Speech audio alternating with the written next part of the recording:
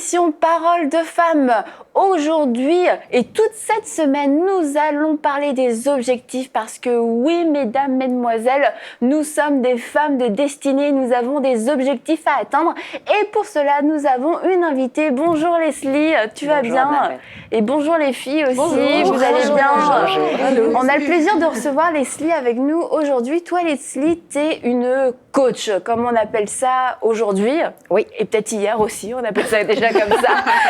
Une coach, tu viens de France et ça fait 16 ans que tu es installée au Québec. Et ça fait 16 ans aussi que tu es mariée. Oh, waouh, décidément. Et tu as fait des études en psychologie, tu as fait d'autres études en d'autres choses. Business, leadership, marketing et des études ministérielles également. Ok, donc tu viens de sortir de l'école, c'est ça? Non, non, ça s'est étalé sur plusieurs années, mais j'ai fini. Ok, et puis tu as 3 enfants aussi avec tout ça. 3 enfants qui ont 14 ans, 11 et 8. Et 8. Oh ouais, je suis trop forte. Super, et aujourd'hui, toute la semaine en fait, tu vas nous parler de tout ce que tu as appris, de tout ce que le Saint-Esprit en fait t'a appris à toi directement à cause, on va le dire, de tes petites erreurs, de certaines choses de ma tête dure. Voilà, que tu as appris à la dure au fil des années et tu vas pouvoir nous transmettre tout ça parce que, comme je disais, on a toutes des objectifs, des petits, des grands objectifs à atteindre, mais on a toutes une destinée et puis quelquefois on a le tableau en grand, on a reçu la super prophétie du siècle, moi pas, mais de là à y arriver, si on fait rien, si on prend aucune décision, ça se peut que dans 20 ans, il se soit absolument rien passé, donc on va un peu démystifier la destinée, des grands objectifs, etc. Et puis encourager aussi, tu vas nous encourager comment atteindre nos objectifs de façon réaliste, que ce soit pas juste un rêve qui s'écroule chaque année à la fin du temps, des bilans, des résolutions, etc. Et peut-être que grâce à toi, j'accepterai de refaire des résolutions en début d'année. On verra. Pas des résolutions, des accomplissements. Aussi. Donc, atteindre ces objectifs, on va commencer par comme une petite mise à niveau déjà entre ce qu'on pense, ce qu'on imagine, ce qu'on fait vraiment. Les priorités. Les priorités. Tout est une question de priorité. C'est ça la chose. Donc en fait, oui, on doit faire une mise à niveau entre ce qu'on veut, ce qu'on aimerait, ce qu'on fait réellement, ce qu'on a, ce que les autres pensent qui n'est pas souvent la réalité. Tu sais, quand les autres ils disent « Oh, waouh, t'as réussi, t'es bonne. » Pour toi, c'est facile. Là, tu regardes ta maison, c'est le chaos. Tu regardes tes enfants, ça crie partout. Je suis pas sûre que ça marche bien, mon affaire. Mais pour les autres, t'as réussi. Donc, la femme doit remettre ses priorités à la bonne place. La femme doit aussi se déculpabiliser. Et c'est ça, on devrait nous l'enseigner à l'école. Apprendre à déculpabiliser. Comme il est écrit dans la parole, il n'y a aucune condamnation pour celui qui est en Christ. Mais c'est important de le comprendre, c'est important de se le rappeler. Nous ne sommes pas parfaites. Et c'est génial, parce qu'on n'est pas parfaite. C'est une excellente chose. Il faut apprendre à vivre avec parce que c'est un fait établi. Donc, oui, mais c'est cette imperfection finalement qui est géniale. Parce qu'au travers de cette imperfection, tu vas découvrir ton identité, tu vas découvrir tes limites, tu vas être capable de prier pour des bonnes choses, pour des vraies choses. Au lieu de dire « Rends-moi parfaite, fais que je puisse accomplir la liste des 50 to-do que j'ai. » Non, c'est pas la vérité, ça ne marchera pas. Là, tu vas être capable de dire « Bon, je vois que je suis pas très rapide ici.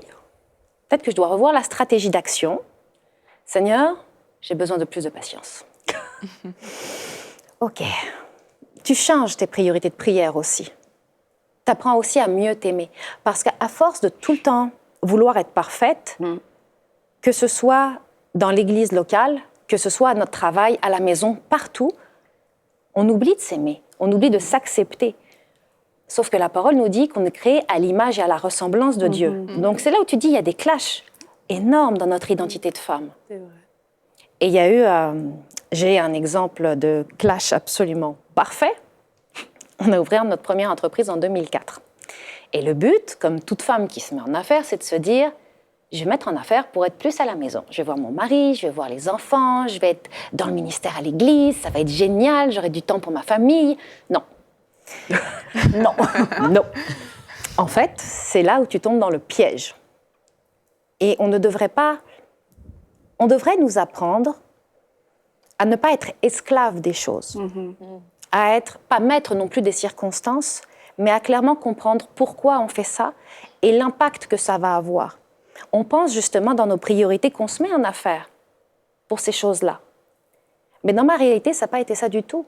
J'ai commencé à travailler, déjà je prenais n'importe qui comme client, je prenais des gens qui ne me correspondaient pas, que je ne pouvais pas desservir avec excellence. Je travaillais à pas d'heure, je travaillais 120 heures par semaine, 16 heures et quelque chose par jour, 7 jours semaine, pendant 8 années. Pendant 8 années. Et je pense à ça, j'aurais quasiment pu atteindre ma retraite. Non mais c'est vrai, je devrais faire un calcul, sérieusement. Je devrais faire un calcul. Mais finalement, quand on regarde les priorités, est-ce que ma réelle priorité était ma famille ou est-ce que finalement ma priorité était de faire de l'argent pensant que j'allais pouvoir avoir un temps off dans ma famille? Et ça, tu t'en es rendu compte tout de suite ou alors 8 ans plus tard. Ah d'accord, ok. Oui, c'est ça. Ouais, mais tu peux quand même peut-être avoir comme des petites prises de conscience au milieu du parcours. C'est arrivé des prises de conscience À court terme seulement. Oh, Tu- Il y a des moments où durait pas. ton corps te dit, OK. t'as l'air fatigué quand même. Tu sais, quand t'es à l'église le dimanche et qu'on te dit, hey, on pourrait manger ensemble. Non, je suis désolée, je peux pas. Je dois aller travailler. Mais t'entends tout le temps le même message. Là, ton cerveau te dit, mais c'est bizarre, tu répètes la même phrase. Penses-tu que ce soit vraiment sain ce que tu dis? Là, tu dis, non, mais c'est correct, c'est juste pour un temps. C'est juste pour un temps. Mais c'est juste pour un temps ne cesse jamais. Tu sais, c'est juste une phase. C'est un rush. Dans 2-3 semaines, je l'aurai passé. Tout va bien aller. Les enfants, vous allez me voir. 8 ans plus tard. Ouais, wow. Mais 8 ans plus tard, j'ai commencé à tomber malade. J'ai commencé à avoir extrêmement mal au cerveau. Ma boîte crânienne était vraiment trop petite pour mon cerveau. C'était difficile. Et je travaille vraiment avec mon ordinateur. Donc, ce qui s'est passé, avant de tomber malade, le Seigneur m'a amenée à travailler avec l'Afrique du Sud. Et il m'a emmenée dans un endroit où il n'y a rien. C'est un endroit où il y a des rhinocéros, des singes, des girafes, de l'espace, pas vraiment de Wi-Fi. J'étais comme, waouh, c'est génial! Génial, pas d'ordi. Ah, j'aime ça. Non, j'aimais vraiment pas ça du tout. Mais là, Saint-Esprit m'a dit, tu sais que toi et moi, on va avoir de grandes discussions. Comme, ah, ok, des grandes discussions. Et un soir, dans la salle de bain, ça a été vraiment intense. J'écoutais une musique de Jesus Culture et je suis sortie de la salle de la douche et le Saint-Esprit est tombé puis il m'a dit, je veux juste te dire, quand tu vas rentrer chez toi, ce sera plus jamais pareil. Ah oui? Qu'est-ce qui va se passer? Quand tu vas rentrer chez toi, tu vas complètement changer ton entreprise. Tu travailleras plus jamais avec les mêmes gens. Tu vas faire ce que moi je veux que tu fasses. Première définition, ça veut dire que je ne fais pas ce que tu veux. Non, je fais ce que moi je veux faire. Mauvaise priorité. Déjà là, tu commences à réaliser quelles étaient tes priorités. Donc quand on est rentré, quand je suis rentrée au Canada, j'ai parlé avec mon mari et j'ai fait exactement tout ce que le Seigneur disait. J'étais très obéissante, sauf sur les 120 heures. C'est la seule chose où j'ai pas obéi. Et en décembre 2014, je suis vraiment tombée malade. Mais à tel point, décembre est un mois très important dans notre famille. Parce qu'on n'a pas eu, je n'ai pas eu, mon mari l'a eu, mais je n'ai pas eu le privilège d'avoir des super beaux Noëls familiaux. Et je blâme personne. Ma maman est une femme très respectueuse, elle travaillait extrêmement fort. Elle s'est donnée vraiment là, corps et âme pour ses enfants, et je la bénis. Maman, je te bénis et je t'aime. OK? Mais on n'a pas vécu l'ambiance de Noël, les gens dans la maison, le party, tout ça, non. Donc, pour nous, Noël, avec les 3 enfants, c'était extrêmement important. Il y a aussi l'anniversaire de mon mari, qui est 2 jours avant Noël, mon anniversaire, qui est le 1er janvier. Donc, c'est vraiment la fête. Décembre 2014, ça a été mon lit, les rideaux fermés. Et à ce moment-là, je me suis dit, je ne peux plus continuer comme ça. Parce que non seulement je n'ai pas gagné nécessairement plus d'argent parce que je travaillais avec n'importe qui, mais en plus de ça, mes enfants ne me voient jamais. Ouais, t'es passé à côté du but. loin. Vraiment loin. Là, j'ai pleuré et je pleurais et je culpabilisais et je me condamnais. Donc finalement, je faisais juste que m'enfoncer, uniquement. À partir de ce moment-là, je me suis dit, OK, Seigneur, si on crée une nouvelle stratégie, enseigne-moi. Enseigne-moi. Parce que, .com. oui. Une référence. Parce que c'est le temps de changer les choses. La parole dit qu'on ne doit pas se conformer aux tendances de ce monde. Donc oui, on est appelé à concrétiser et à réaliser de grandes choses pour la gloire de Dieu, mais d'une façon intelligente, d'une façon sage, d'une autre manière. Et c'est là, en fait, où la première étape est de cibler et de recalibrer ses priorités. C'est très important. Mais est-ce que dans ces 8 ans, à part les petites prises de conscience à court terme, est-ce que tu as senti peut-être à des moments, je fais peut-être pas exactement ce que le Seigneur veut, ou alors tu étais complètement dans le flot, J'étais absorbée. dans le flot du travail. Absorbée. Tu sais, je travaille, du coup, tu réfléchissais pas trop. Mais ça a commencé aussi du jour au lendemain, ou alors ça a été progressif? Non, ça a commencé du jour au lendemain. Ah oui, je savais que l'Afrique du Sud... Tu t'es mis à ton compte et tu t'es mise à travailler 120 heures par semaine. Ça a été très rapide, mais je viens d'une famille d'entrepreneurs. Je viens d'une famille très travaillante, de génération aussi en génération. Du côté de ma maman, ils étaient tous maraîchers sur les marchés. Donc, il n'y avait pas de tu tombes malade ou des choses comme ça. Ma mère était poissonnière sur les marchés pendant toute sa carrière. Alors, malade, pas malade, tu vas au marché. Fatigué, pas fatigué, tu vas au marché. Donc, on a été éduqués comme ça. Mon frère aussi est quelqu'un d'extrêmement travailleur. On ne s'écoute pas, non. on travaille, non, on a des objectifs, entre oui. guillemets, pas forcément les bons. Et du coup, on ne s'écoute pas et 8 ans plus tard, on se retrouve un mois dans le noir. Et tu passes à côté du plan de Dieu pour ta vie. Complètement. Et ça, c'est grave. Ouais. C'est extrêmement grave parce que quand tu passes à côté du plan de Dieu pour ta vie, tu ne rejoins pas les âmes. Tu passes à côté du mandat, mais littéralement à côté du mandat. Ouais. Tu peux vivre pour Dieu, mais finalement, tu ne vis pas pour Dieu. Tu vis pour plaire et pour accomplir des tâches. Bien sûr. Et c'est là où ça devient difficile. Donc oui, on se doit de recalibrer. Et la première question, c'est de se demander pourquoi est-il si important en fait de connaître nos priorités. Et là, les filles, c'est le temps de sortir votre carnet de notes et votre stylo et d'écrire. Très on va important. parler des 9 zones de priorité. Non, pas tout de suite. Pas encore. Trop rapide. Non, c'est de se poser en fait la bonne question. Pourquoi est-ce que c'est aussi important, surtout à notre époque, où tout va vite, la génération micro-ondes, tout est rapide, tout passe par les réseaux sociaux. La moindre chose, on est bloqué à un feu rouge, la personne devant nous, tout de suite, t'as même pas, c'est comme, tout est oppressant. On a oublié de vivre. On a juste oublié d'apprécier la vie qu'on a. Et ça aussi, ça empêche de rentrer dans le plan de Dieu. Parce que souvent, on oublie que nous sommes justement imparfaites, des créatures uniques, que Dieu a pour nous des plans de bonheur et non de malheur. Donc, tous ces beaux versets qu'on lit dans la Bible, il faut se les approprier. Et à partir de ce moment-là, tu es capable de prendre du recul, de te poser les vraies questions en tant que femme et te dire « Wow, ça ne me tente pas de faire comme les autres. Ça ne me tente pas de faire comme les magazines, comme la télé, comme tout ce qu'on nous enseigne, même à l'école. Et même dans l'enseignement des enfants, ça change. Parce que quand tes enfants rentrent de l'école, puis qu'ils sont déjà intenses avec le standard de perfection, et que c'est jamais assez, tu leur dis « Wow, relax. T'es pas parfait, mais je t'aime super fort. » Et c'est correct de ne pas être parfait. Donc, quand toi, tu réalises où sont tes réelles priorités, tu vas enseigner aussi à tes enfants où vont être les leurs et à se respecter dans leur identité. Et ça, c'est important dans le royaume. Et donc, quelle est cette première question que nous voulons noter? En fait, c'est pourquoi tu devrais te poser la question de quelles sont tes vraies priorités. La première réponse est pour ne pas passer à côté du plan de Dieu. Je travaillais dans l'événementiel. Quand on a commencé à parler avec le Seigneur en 2012, il m'a dit « Je te préviens, tu travailles dans l'événementiel, moi je t'appelle à parler aux femmes. Je t'appelle à parler à la femme qui me connaît. » Et j'étais comme « Non.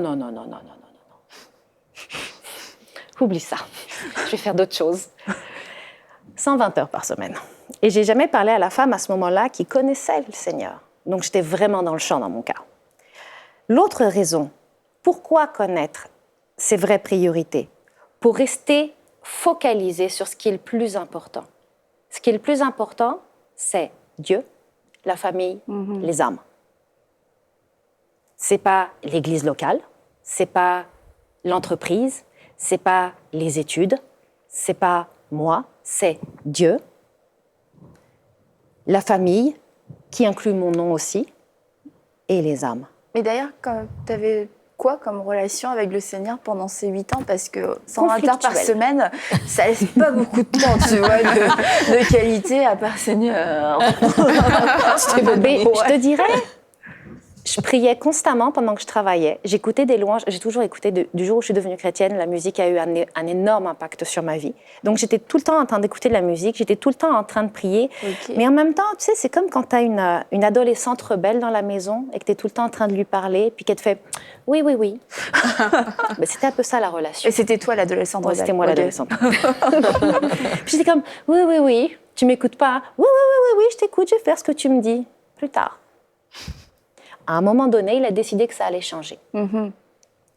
L'autre chose, c'est qu'il est important de connaître nos vraies priorités pour garder un esprit sain dans un corps sain. 120 heures, tu peux pas me dire que ton corps est en santé. C'est sûr. Tu prends du poids, ou alors tu perds beaucoup de poids, dépendamment des systèmes. Tu manques de sommeil, donc finalement, tu n'as pas de mémoire. Mon pasteur m'a toujours aussi enseigné que quand tu es fatigué, quand la fatigue rentre, la foi sort. Grande leçon. J'ai bien appris ici. Donc j'étais épuisée, mon système était épuisé. Je mangeais mal, j'avais jamais le temps de manger, j'avais jamais le temps de prendre l'air, j'avais jamais le temps de rien. Un esprit sain dans un corps sain. Donc ici aussi, tu remets beaucoup de choses à jour. Également, pour accomplir ce que le Seigneur a déposé dans ton cœur. Si tu as à cœur un certain type d'âme dans la vie, des femmes, des enfants, ça demande du temps. Aller parler avec des gens pour leur démontrer l'amour de Christ, ça demande du temps. Mais si tes priorités sont à la mauvaise place, tu ne peux pas le faire. C'est vrai. Donc finalement, tu es tout le temps en train de tourner en rond. Et aussi pour combattre le bon combat de la foi. Quand tu as les vraies priorités, tu te tiens ferme dans les combats. Mais quand tu n'es pas dans la bonne priorité, tu es comme un bateau qui est sur l'eau en temps de tempête. Mais tu parlais au tout début de l'émission de la différence entre la réalité et ce que nous, on veut. Mais on voit que toi, pendant 8 ans, est-ce que tu as l'impression, pendant 8 ans, attends, je vais le reformuler plusieurs. Pendant 8 ans, est-ce que tu avais l'impression que tu étais présente pour tes enfants, pour ta famille, pour ton mari, que tu avais comme une espèce d'illusion d'une vie un peu imaginaire, parce que c'est ce à quoi vraiment t'aspirais. Mais est-ce que du coup, tu avais l'impression de le vivre et d'accomplir toutes ces priorités dans ta vie? Ah non, mais c'était Alice au Pays des Merveilles. Ah ouais, carrément. Mais j'y croyais dur comme ça. J'y croyais, j'étais dedans.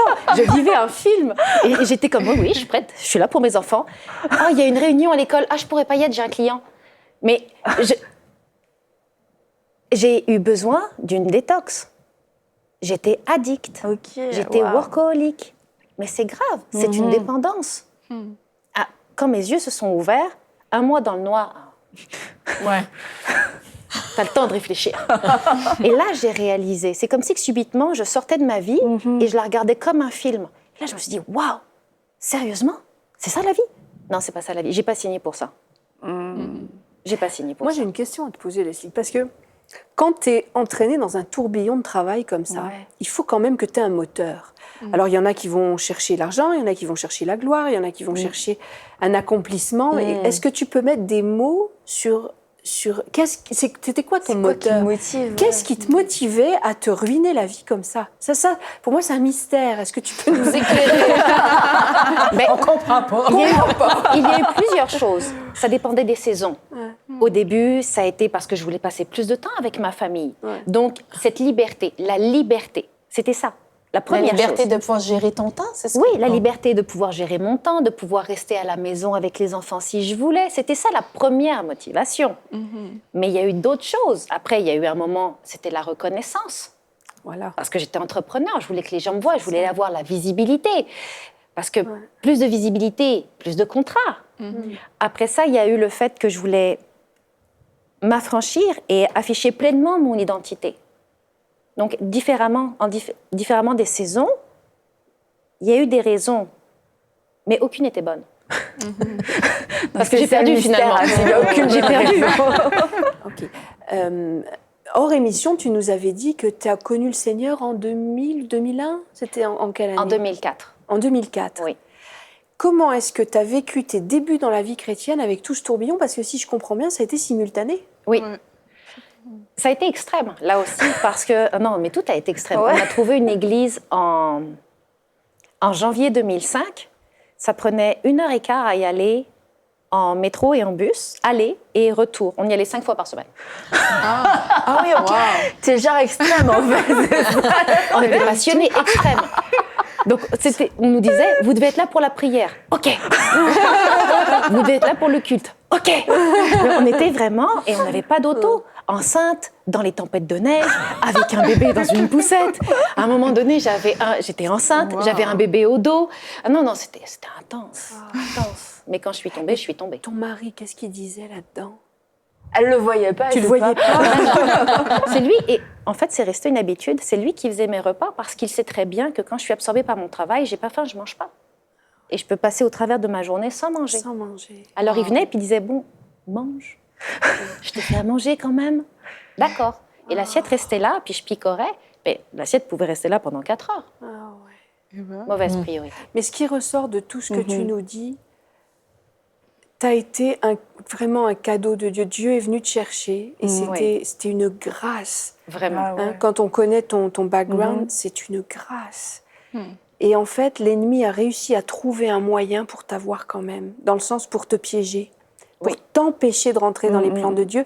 Et il a pas réussi, parce qu'il ne réussit jamais, mais il a retardé l'entrée dans les plans de Dieu. Et c'est là, moi je suis émue en t'entendant, parce que je me dis, Dieu a quand même l'autorité en bout de course. Et Dieu a eu le dernier mot. Ça aurait pu t'emmener à ta perte, tout ça. Mais non seulement il a eu le dernier mot, c'est totalement vrai ce que tu dis, parce que l'ennemi m'a gardée captive et esclave. J'étais vraiment esclave. De ce que tu nous décris, c'est un Enchaînée. esclavage. Hein. Littéralement. Et quand il y a eu le brisement, parce que Dieu m'a mis dans une situation où j'étais obligée de dépendre de lui. Ce mois-ci, je ne pouvais pas passer au travers sans lui. Mais quand je regarde ça maintenant, ce que je trouve encore plus admirable avec le Seigneur, oui, il a toujours le dernier mot, mais malgré les 8 ans perdus, en quoi ? 3 ans, il a rattrapé les 8 années perdues en 3 ans. Voilà. Il est le maître du temps. Amen. Et il a tout rattrapé. Gloire à Dieu. Tout. Chaque personne, chaque âme, chaque occasion. C'est comme, je suis émerveillée. Mais en fait, il t'a forcé à t'arrêter. Oui. Et ce qu'on va voir à un moment donné, il y a des femmes qui nous écoutent qui sont dans un tourbillon comme ça. Il y en a beaucoup. On parlait avec notre maquilleuse la dernière fois. Hein. Il y a une bénévole qui nous maquille, Mina, qui nous partageait aussi ça. L'environnement de travail dans lequel elle était, c'était aussi des femmes qui étaient prises comme toi dans un tourbillon de folie, de travail, de fou. Et quelquefois, les femmes se rendent compte et elles vont s'arrêter toutes seules, elles vont prendre conscience, elles vont d'elles-mêmes faire une grosse cassure, aller à la campagne, changer de vie. Mais parfois, on est tellement la tête dans le guidon qu'on est obligé. C'est Dieu qui est obligé de nous arrêter. Oui. Et souvent, ton cas le prouve, et j'ai entendu d'autres témoignages comme ça. Dieu va vraiment mettre un gros coup de gong dans notre vie pour que ça s'arrête. Oui.